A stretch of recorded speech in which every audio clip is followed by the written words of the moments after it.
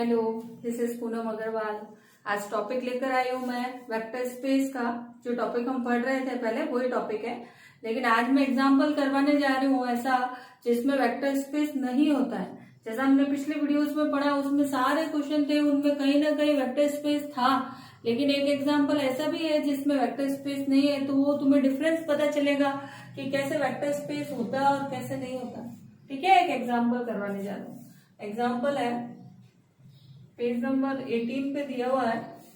Page number 18 पे दिया हुआ है एग्जाम्पल। इसमें क्वेश्चन दिया हुआ है कि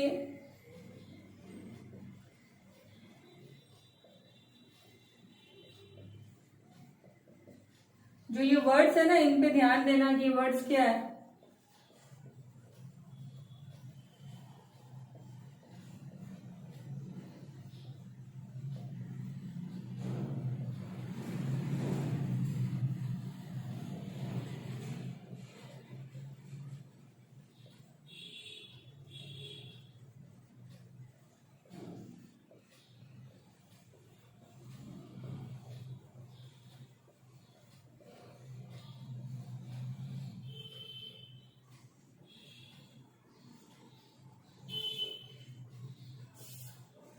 क्वेश्चन इसलिए लिख रही हूँ कि तुम्हें समझ में आए।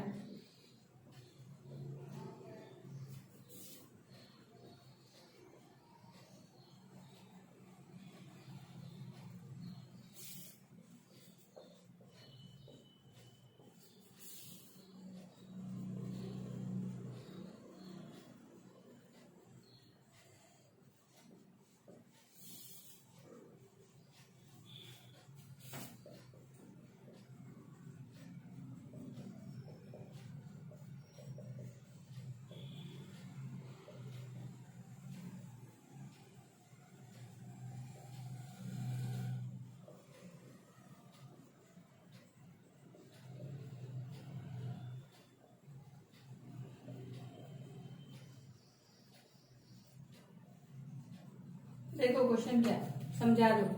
सिद्ध कीजिए कि पूर्णांक, पूर्णांक का मतलब होता है इंटीजर जो माइनस अनंत से प्लस अनंत तक होता है, के सभी क्रमिक युग्म का मतलब होता है ऑर्डर पेयर। ऑर्डर पेयर मतलब ये ऐसा, इसको बोलते हैं ऑर्डर पेयर। ठीक है, का एक समुच्चय V वास्तविक संख्याओं का क्षेत्र R। तो जो ऑर्डर पेयर है वो तो V है, और उस ऑर्डर पेयर में जो अंदर एलिमेंट है वो कौन है? इंटीजर है। और R क्या है? इसका क्षेत्र है। यानी जो F दिया हुआ है ना, वो कौन है? रियल नंबर है। यानी ये लोग तो कौन है? इंटीजर है। इंटीजर मतलब जो माइनस अनंत से प्लस अनंत तक होते हैं वो है। ठीक है, और ये जो है वो रियल नंबर है। निम्न प्रकार परिभाषित सदिश योग और गुणा दिया हुआ है। देखो, प्लस और मल्टीपल के सापेक्ष सदिश समष्टि नहीं है। ये प्रूफ करना है कि ये सदिश समष्टि नहीं है।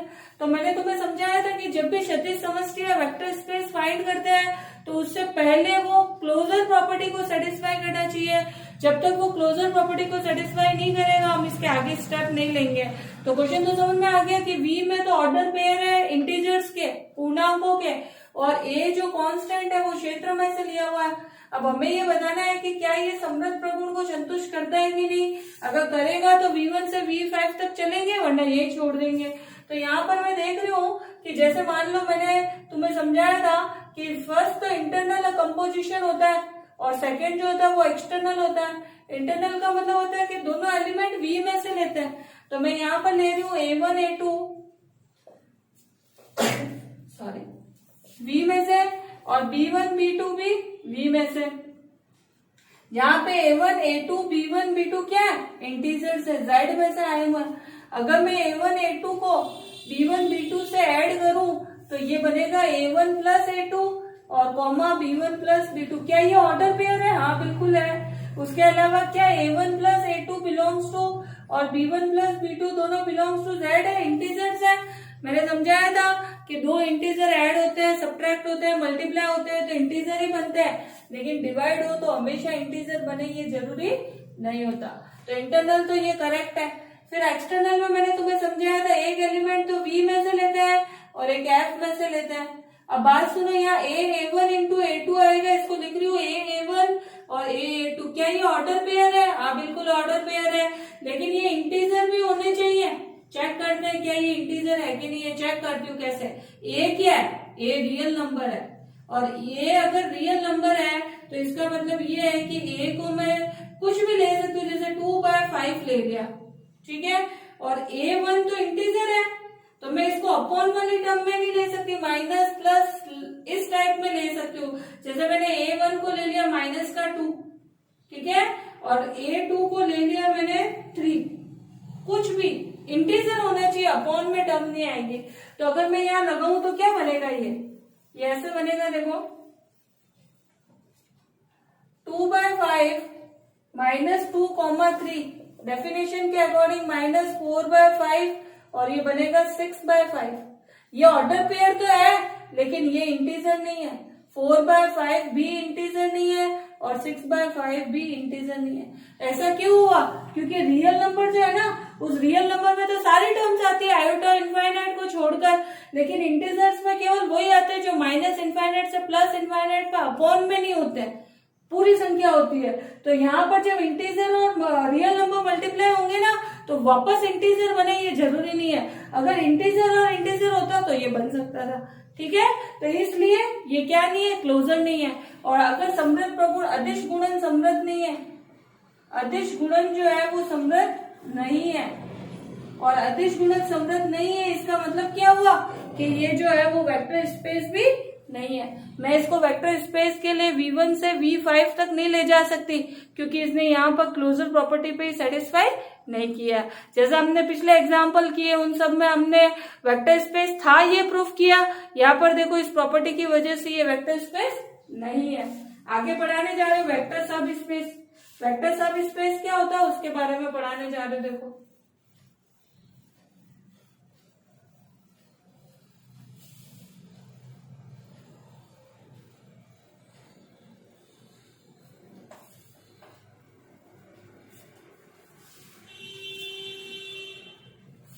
टॉपिक है वेक्टर सब स्पेस,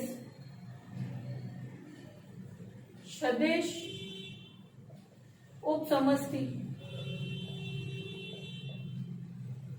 सदिश उपसमष्टि, ठीक है। ये टॉपिक क्या है देखो बता रही हूँ। सबसे पहली बात तो ये है कि वेक्टर एक तो स्पेस था और एक सब स्पेस है। स्पेस तो होता है VF, अब पढ़ने जा रहे हैं WF। ये WF क्या है, ये WF इसका सब सेट है। क्या है, सब सेट है। ये सब सेट सब स्पेस कब बनेगा, ये सब सेट सब स्पेस कब बनेगा, जब ये सब स्पेस की कंडीशन को सेटिस्फाई करे या W भी V की तरह ही सब वेक्टर स्पेस की परिभाषाओं को संतुष्ट करे। अगर WF ने भी VF की तरह सारी वेक्टर स्पेस की डेफिनेशन को सेटिस्फाई किया तो WF भी क्या बन जाएगा, वेक्टर स्पेस का सब स्पेस। क्यों, क्योंकि सब सेट है, सब सेट स्पेस की परिभाषा को संतुष्ट करेगा तो बन जाएगा सब स्पेस। फिर डेफिनेशन क्या होती है देखो बताते हैं। मैं यहाँ पर अभी तो सिर्फ डेफिनेशन बता रही हूँ, फिर बताऊंगी तुम्हें कि ये डेफिनेशन बनी कैसे। 3 तरीके से इसको सॉल्व कर सकते हैं, देखो बताते हैं। अल्फा बीटा डब्ल्यू में से ले तो अल्फा प्लस बीटा डब्ल्यू में आए, AF में से ले अल्फा डब्ल्यू में से ले, ए अल्फा वापस डब्ल्यू में आए। अगर ये सेटिस्फाई हुआ तो भी W सब स्पेस होगा। अगर ये तो पहली कंडीशन। दूसरी कंडीशन अल्फा बीटा डब्ल्यू का एलिमेंट है, अल्फा माइनस बीटा डब्ल्यू का होगा, A बिलोंग्स टू F होगा, अल्फा बिलोंग्स टू डब्ल्यू होगा, A alpha belongs to W. ये दूसरी कंडीशन। अगर ये सेटिस्फाई नहीं करना चाहो तो ये भी करवा सकते हैं, ये भी वेक्टर स्पेस की ही डेफिनेशन है। और एक तीसरी डेफिनेशन और है, वो क्या है देखो बताओ। मैं हर क्वेश्चन में ये थर्ड वाली प्रॉपर्टी यूज करूंगी, ठीक है। हर क्वेश्चन में बुक में भले कोई भी मेथड दिया हुआ हम एक ही मेथड से चलेंगे। A और B दो एलिमेंट F में है, अल्फा बीटा जो है वो W में है, तो A alpha plus B beta भी W में आना चाहिए। अगर ये कंडीशन जिसने सेटिस्फाई कर दी वो भी वेक्टर स्पेस होगा। अब जरूरी नहीं है यही करवाए, ये भी करवा सकते, ये भी करवा सकते, तीनों डेफिनेशन वेक्टर स्पेस की है। जो तुम्हें अच्छी लगे वो अप्लाई करके कर सकते हैं, लेकिन मैं थर्ड वाली प्रॉपर्टी लूंगी क्योंकि मुझे 2 प्रॉपर्टी नहीं करनी है, ठीक है। मैं हर क्वेश्चन में थर्ड प्रॉपर्टी यूज करके और इसको वेक्टर स्पेस बनाऊंगी। कैसे देखो एग्जाम्पल बता रही हूं।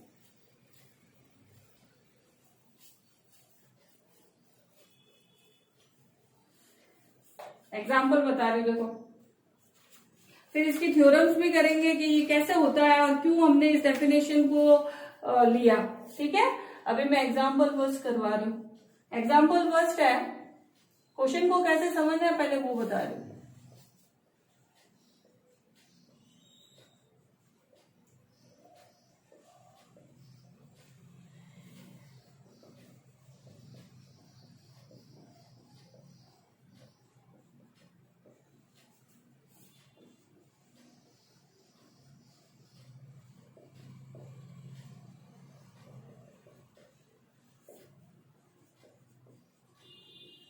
जैसा कि हमने पढ़ा, पहले पढ़ा समष्टि समष्टि, अब पढ़ेंगे उप समष्टि।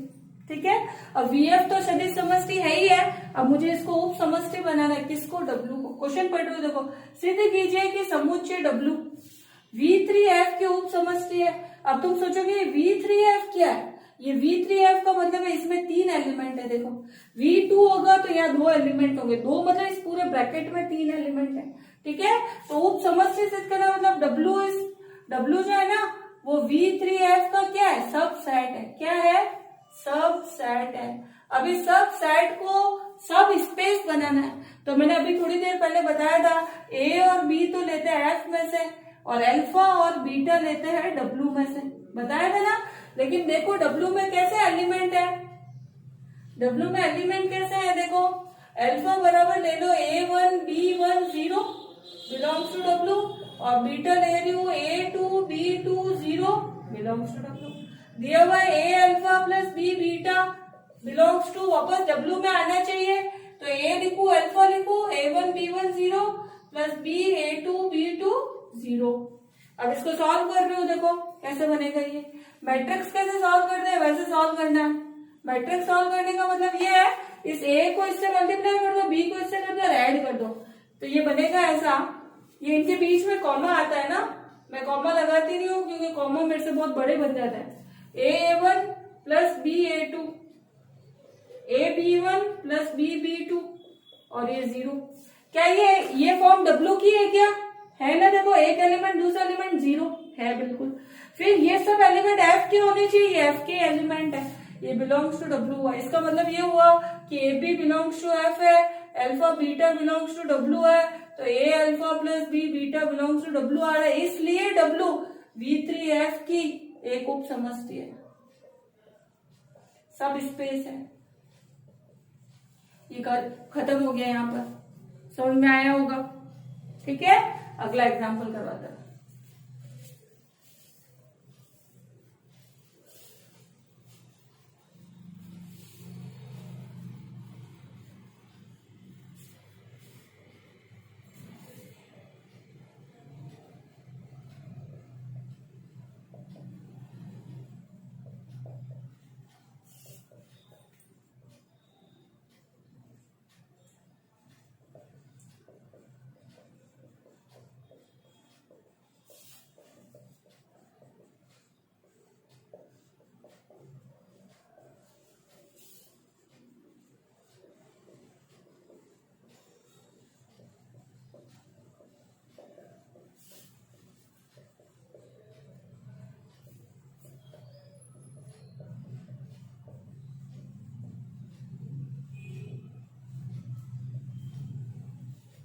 देखो क्वेश्चन क्या है समझाओ।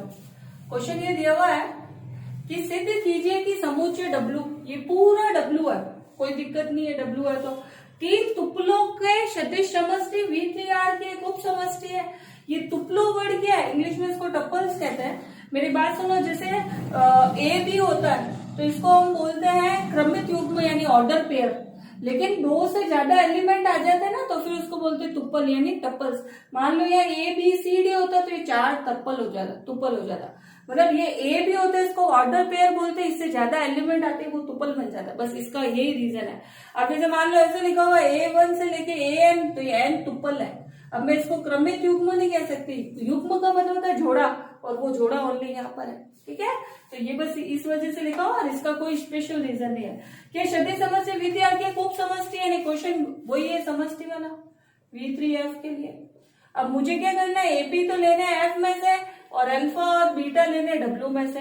तो मैं देख रही हूँ कि यहाँ पे ए बी सी है, A1 B1 C1 ले रही हूँ और A2, B2 और C2 ले लूं, ठीक है।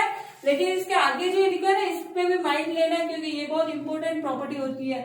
अगर ये इसमें है तो A1 minus 3B1 plus 4C1 बराबर 0 है। A1 B1 C1 belongs to R है, पूरा लिखना है। उसी तरह A2 3B2 प्लस 4C2 बराबर 0 है। A2 B2 और C2 बिलोंग्स टू R है, ठीक है। अब मेरा टारगेट है कि मुझे A alpha plus B beta को भी किस में लाना है, W में लाना है। और A alpha plus B beta को W में लाऊंगी तो ये ऐसे बनेगा, देखो A as it is, alpha है A1 B1 C1 plus B और बीटा है A2 B2 और C2। मैंने भी बताया था मैट्रिक्स जैसे इसको सॉल्व कर लो, A1 plus BA2, AB1 plus BB2 और AC1 प्लस BC2, ठीक है। क्या ये बिलोंग्स टू W है क्या, कैसे जानूंगी मैं? ऐसे देखो, जो W में एलिमेंट है ना, वो पहला -3 इंटू दूसरा प्लस 4 इंटू तीसरा बराबर 0 है। अगर इस प्रॉपर्टी ने भी ये संतुष्ट किया कि पहला लिखूं -3 इंटू दूसरा लिखूं प्लस 4 इंटू तीसरा लिखूं, ये सब सॉल्व होने के बाद इक्वल टू 0 आ गया, तो इसका मतलब A alpha plus B beta भी बिलोंग्स टू W है। तो मैं देखती हूँ, ट्राई करती हूँ क्या ऐसा होता है क्या। A1 plus BA2 -3 into second term plus 4 into third term, ये आ गई, ठीक है। अब कैसे करना है देखो, बताओ, इसको सॉल्व करो। A इसमें से ये वाली टर्म और ये वाली टर्म साथ में ले रही हूँ, A common, A1 minus 3B1 plus 4C1, ये बनेगा, B कॉमन आएगा तो A2 minus 3B2 plus 4C2। अभी अभी थोड़ी देर पहले मैंने इसको 0 लिखा था और इसको भी 0 लिखा था, कहाँ पे, जहां पे अल्फा बीटा लिया था। तो A इंटू 0 हुआ प्लस B इंटू 0 हुआ, या ओवरऑल 0 हुआ। इसका मतलब ये हुआ कि A alpha plus B beta भी बिलोंग्स टू क्या आ रहा है, W। और W आने की वजह से W V3F की क्या, एक उप समस्या, सब स्पेस है। समझ में आया होगा। ये डेफिनेशन के अकॉर्डिंग मैंने क्वेश्चन को करवाया है। आज उप समस्या के सिर्फ 2 ही क्वेश्चन करवा रहे हो, अगले सेशन में कल सारे सब स्पेस के क्वेश्चन करवाएंगे, ठीक है। अगर कोई भी डाउट हो या मैंने लिखते हुए कहीं गलती कर दी हो तो उसको ऑटो करेक्ट कर देना, और फिर भी नहीं समझ में आए तो कमेंट में लिख देना, ठीक है। और वीडियो पसंद आए तो प्लीज लाइक कर देना। Thank you very much.